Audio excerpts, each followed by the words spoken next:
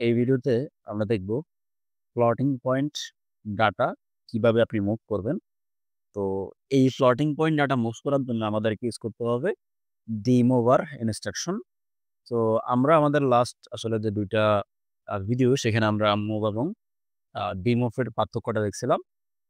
তো আমরা মুভ দিয়ে আসলে ৩২,০০০ অর্থাৎ ১৬ বিটের নিচে আমরা ডাটা আসলে মুভ করতে পারি। আর ডিম মুভের সাহায্যে আমরা ৩২,০০০ প্লাস ৪০,০০০, ৫০,০০০ এই ডাটাগুলো আমরা মুভ করি। এখন এগুলো কিন্তু সব আমরা ইন্টিজার নাম্বার।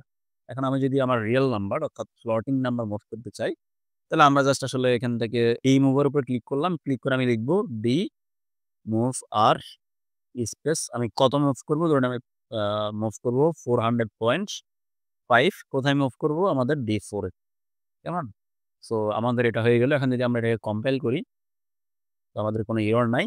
এখন আমাদের কমজারটা রান করা আছে ওকে ফাইন। আমরা আসলে টুলস এ আসবো। এখান থেকে কমিউনিকেশন সেটিংসটা আমরা ড্রাইভার 1 টা আছে কিনা একটু দেখবো। ওকে। দেন আমরা এটাকে ডাউনলোড দিব। সো আমার ডাটা কিন্তু এখন আসলে চলে যাচ্ছে। হুম? এরপরে ক্লোজ করলাম।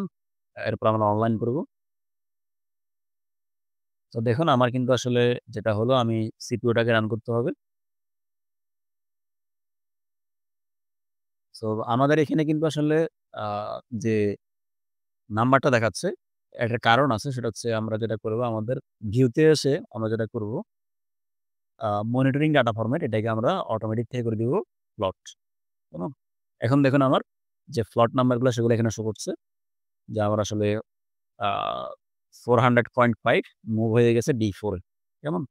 সো আমরা ডিম ওভার ইনস্ট্রাকশন এর সাহায্যে খুব সহজে প্লটিং পয়েন্ট বা ফিক্সড প্লটিং পয়েন্ট ডাটা আমরা মুভ করতে পারব।